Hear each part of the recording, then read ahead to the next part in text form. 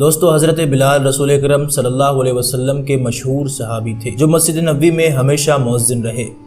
آپ کا پورا نام بلال بن رباح الحبشی ہے۔ آپ کے والد کا نام رباح اور والدہ کا نام حمامہ تھا جو حبشہ کے رہنے والے تھے۔ حبشہ ملک عرب کے مغرب میں آباد ایک افریقی ملک ہے جسے آج ایتھوپیا کہا جاتا ہے، جہاں کے لوگوں کا رنگ عموماً کالا سیاہ ہوتا ہے۔ آپ کے والدین حبشہ سے ہجرت کر کے صحرائے عرب آ کر مکہ میں بس گئے۔ آپ پیدائشی غلام ابن غلام تھے اور مکہ مکرمہ میں ایک کافر امیہ بن خلف کے غلام تھے۔ امیہ بن خلف قریش کا ایک نامور سردار تھا جس کا شمار اسلام کے بدترین دشمنوں میں ہوتا تھا۔ حضرت بلال نے اللہ تعالیٰ کی وحدانیت کا اقرار اس وقت کیا جب اسلام کا آغاز تھا اور مشرکین مکہ اسلام قبول کرنے والوں پر زندگی تنگ کر دیتے تھے، اور کسی غلام کا اسلام قبول کرنا تو انہیں کسی صورتحال گوارا نہ تھا۔ اعلان نبوت سے قبل حضرت بلال رضی اللہ تعالیٰ عنہ حضور نبی کریم صلی اللہ علیہ وسلم سے کئی مرتبہ ملاقات کر چکے تھے اور آپ صلی اللہ علیہ وسلم کی اخلاق سے بے حد متاثر تھے۔ ایک مرتبہ سیدنا بلال امیہ بن خلف کی بکریاں چرا رہے تھے۔ ایک آواز آئی، اے چرواہے، کیا تمہارے پاس دودھ ہے؟ یہ آواز دینے والا کوئی اور نہیں بلکہ حضرت محمد صلی اللہ علیہ وسلم تھے جو اپنے ساتھی ابو بکر صدیق رضی اللہ تعالیٰ عنہ کے ساتھ غار حرا میں موجود تھے۔ حضرت بلال نے آواز سنی تو قریب آ چلے اور عرض کیا، جناب، میری بکریوں میں کوئی بکری دودھ دینے والی نہیں، اس لیے معذرت چاہتا ہوں کہ آپ کی تمنا پوری نہ کر سکا۔ رسول اللہ صلی اللہ علیہ وسلم نے فرمایا، اگر اجازت ہو تو سامنے والی بکری کو دیکھ لیا جائے، ہو سکتا ہے کہ اس سے دودھ مل جائے۔ سیدنا بلال نے عرض کیا، مجھے کوئی اعتراض نہیں، دیکھ لیجئے، لیکن یہ ممکن نہیں کسی بکری سے دودھ حاصل کیا جا سکے۔ حضور صلی اللہ علیہ وسلم نے ارشاد فرمایا، اجازت دینا تیرا کام اور بکری کے تھنوں میں دودھ بھر دینا اللہ پاک کا کام ہے۔ حضرت بلال نے بکری خدمت میں پیش کر دی۔ رسول اللہ صلی اللہ علیہ وسلم نے اللہ کا نام لے کر جب بکری کے تھنوں پر ہاتھ لگایا تو بکری کے تھنوں سے دودھ جاری ہو گیا۔ اس واقعے کے بعد سیدنا بلال آپ صلی اللہ علیہ وسلم کے قریب ہونے لگے۔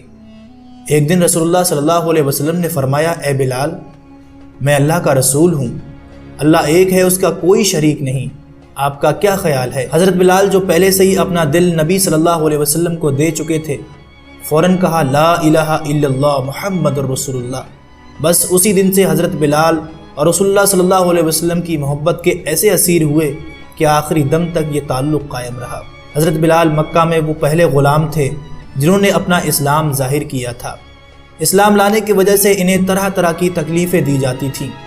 امیہ بن خلف جو مسلمانوں کا سخت دشمن تھا، انہیں سخت گرمی میں دوپہر کی تپتی ہوئی ریت پر سیدھا لٹا کر ان کے سینے پر پتھر کی چٹان کو رکھ دیا جاتا تھا تاکہ وہ حرکت نہ کر سکیں۔ اپنے ناپاک ہاتھوں سے اس معصوم چہرے پر بے تحاشا مارتا اور اسلام چھوڑنے کے لیے مجبور کرتا، مگر وہ اس حالت میں بھی احد احد کہتے تھے، یعنی معبود ایک ہی ہے۔ رات کو زنجیروں میں باندھ کر کوڑے لگائے جاتے اور اگلے دن ان زخموں کو گرم ریت پر ڈال کر اور زیادہ زخمی کیا جاتا تھا تاکہ بے قرار ہو کر اسلام سے پھر جائے یا تڑپ تڑپ کر مر جائے۔ ایک دن ابو جہل امیہ بن خلف اور اس کے دوسرے ساتھیوں نے اس قدر مارا کہ آپ بے ہوش ہو گئے۔ آخر تھک ہار کر کہنے لگا، بلال، آج وہ فیصلہ کرنا ہے، کر لو، اسلام چھوڑ دو یا جان سے مار دیے جاؤ گے۔ ہر شخص آپ رضی اللہ تعالیٰ عنہ کو اتنی تکلیف دیتا تھا کہ اپنا زور ختم کر دیتا۔ آپ کی یہ تکلیف دیکھی نہ جاتی تھی۔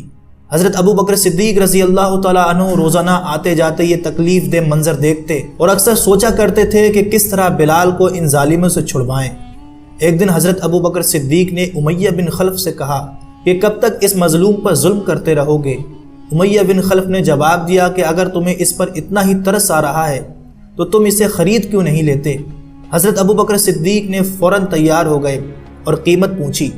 حضرت ابو بکر صدیق رضی اللہ تعالیٰ عنہ نے حضرت بلال رضی اللہ تعالیٰ عنہ کو خرید کر آزاد کر دیا۔ کیونکہ دوستو، عرب کے بت پرست اپنے بتوں کو معبود کہتے تھے، اس لیے ان کے مقابلے میں اسلام کی تعلیم توحید کی تعلیم تھی، جس کی وجہ سے حضرت بلال رضی اللہ تعالیٰ عنہ کی زبان پر ایک ہی کا ورد تھا۔ ہم دیکھتے ہیں کہ جس سے محبت ہو جاتی ہے اس کا نام لینے میں بھی لطف آتا ہے۔ یہی وجہ ہے کہ حضرت بلال رضی اللہ تعالیٰ عنہ کو ہر طرح سے ستایا جاتا تھا، یہاں تک کہ مکہ کے لڑکوں کے حوالے کر دیا جاتا تھا کہ وہ انہیں گلی کوچوں میں چکر دیتے پھریں، لیکن ان کی زبان پر وہ ایک ہے، وہ ایک ہی کی رٹ لگی ہوئی تھی۔ اس کا یہ صلہ ملا کہ پھر حضور صلی اللہ علیہ وسلم کے دربار میں مؤذن بنے اور مسجد نبوی میں اذان دیتے رہے۔ جب آقا دو جہاں صلی اللہ علیہ وسلم کا وصال مبارک ہوا تو سیدنا بلال رضی اللہ تعالیٰ عنہ نے شہر مدینہ چھوڑ دینے کا ارادہ کر لیا۔ رسول اللہ صلی اللہ علیہ وسلم کے بغیر مدینے میں اب جی نہیں لگتا تھا، اور نہ ہی ان خالی افسردہ مقامات کو دیکھنے کی قوت بچی تھی جن میں حضور صلی اللہ علیہ وسلم تشریف فرما ہوتے تھے۔